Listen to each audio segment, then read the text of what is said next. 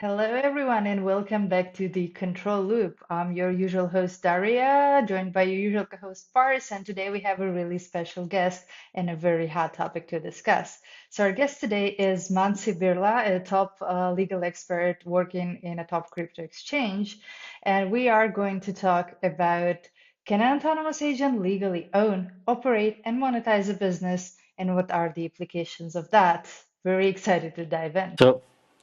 So yeah, thanks for the introduction, Daria. Mansi has a good experience in the crypto space, and she has been working in the space for a long time now. The basic question, Mansi, we would want to start with you is, can AI agents own a company and a property under the current law? Like we have a lot of agentic things coming in. People would want to understand, can agent really own things, and how, if yes, then how? So the simple answer to that is no. As of today, AI cannot own a company or a house anywhere on earth.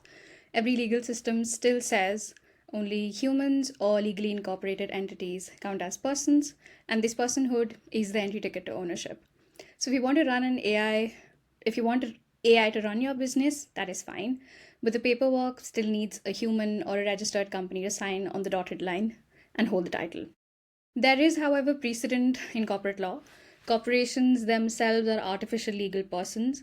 In Wyoming, Vermont, DAOs can now register as LLCs, and in some structures, the DAO's smart contracts and agents have operational control. Still, in all cases, a human or a legal entity must be named as accountable party. The EU's 2024 AI Liability Directive explicitly avoids granting legal personhood to AI but opens the door for agent accountability through proxy structures. Okay, but if like AI agents cannot be like legally liable or own anything, how are they incorporated into businesses today already? Simply put, through wrapper structures like how I mentioned, an LLC in Delaware, or maybe through a foundation in Switzerland's Crypto Valley, where agents control wallets and contracts, but the ownership is assigned to a custodian DAO or a foundation. This pseudo-sovereign automation is catching on. For instance, businesses will slot a trading bot inside a legal wrapper in an LLC in Delaware or a Swiss foundation in Zug. So the entity and not the code holds the assets.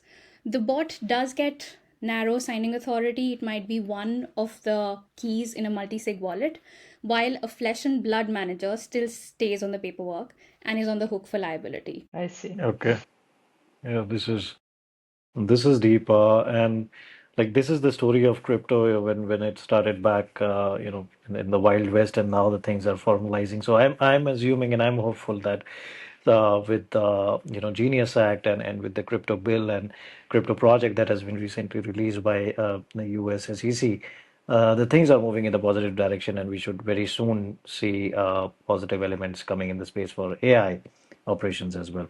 Um, where does the law draw a line between, autonomy and liability? What would you say, Mansi, to that? So lawmakers are not really carving out a liability-free zone just because the system acts on its own. Instead, what they use autonomy is to as a lever and as a reason to shift the burden of proof up the supply chain and relax the proof requirements for victims. The practical dividing line, I would say, is the moment a reasonable user can no longer meaningfully supervise or override the agent. Past that point, the entity that built, trained, or commercially deployed the AI will almost certainly be the one answering in court. Hmm, interesting. But if companies can have legal personhood, can we hope that maybe agents can also gain legal personhood? Um, my answer to that would be it's unlikely.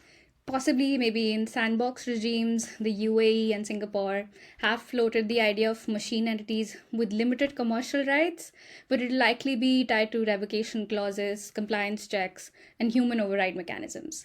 We have to understand that legal systems are far more comfortable treating humans and organizations around the AI as liable than letting the AI itself become a rights and duty bearing entity. Unless we see a sudden political shift or a test case that lawmakers want to use as a catalyst, expect wrappers and insurance, not personhood, to dominate the next couple of decades. Okay, so this is something which was recently brought up by Sam Altman as well, is that there is no legal guardrails for the context that we are sharing with ChatGPT. So there is no legal confidentiality per se. There, I think that that falls in the same realm, is because like AI cannot be the owner of the data there. Like it, Sam Altman or the company, OpenAI is behind that is responsible. So good. This is good to know. Can you give examples where agents today are effectively running businesses? Absolutely. There are DeFi rebalancer agents managing upwards of $100 million in assets in vaults. There's royalty collectors, on-chain legal agents, and AI commerce bots. So we see that AI agents are picking up uh, every day, but I don't think we as legal experts and lawmakers, we're not ready for AI agents and how to regulate it. We do have liability mechanisms, liability frameworks in place, but for now, we are not catching pace with the innovations in the field for sure. But let's talk a little bit about like the recent laws that came out. Like I know the Genius Act has been just signed into power. Does it bear any like consequences for agents? So the Genius Act creates the first US federal framework for a compliant stablecoin payments, but more importantly, it acknowledges machine triggered financial flows. So the Genius Act does not give software agents personhood, but it does give them something almost as valuable, which is a legally solid US dollar equivalent that they can hold and move 24/7. So if we add on new compliance plumbing onto a DAO LLC or a FinOps wrapper, autonomous businesses do get faster settlement, deeper liquidity, and crucially, the blessing of American regulators. Very So important these days. Yeah. yeah. I mean, so would it be right to say, Mansi, that tomorrow, if there are agents that are using stable coins, one is that they can easily use stable coins. That kind of use case has been now approved of at the US level. So I think that is something that we at least be happy about. And for the agents, of course, I think they will be there should be very soon a framework for those things, because agentic actions are picking up, and let's see what turns out. So philosophically and economically, what do you think? Should agents own capital? Philosophically, yes, because they do generate value. A16Z has argued that the next economic flywheel is agent owned capital systems. Legally, however, we still need frameworks that tie cryptographic identity to revocable accountability. A legal wallet isn't yet a legal person, but we're getting there, especially as AI agents start outperforming humans in capital allocation.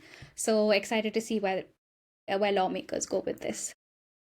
Yeah, I think it's gonna start becoming increasingly important as AI owned capital percentage share in the world is gonna grow very fast. And so I think everybody, including policymakers, are gonna want to put their hands in that. Right.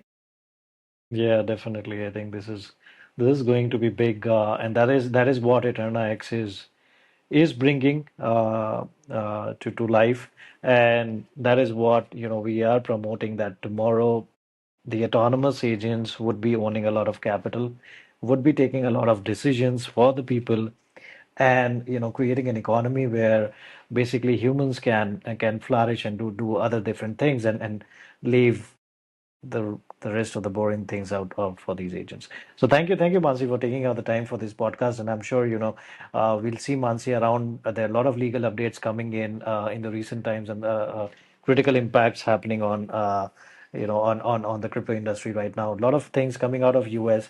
So I hope we all are excited about it. Thank you all for your time.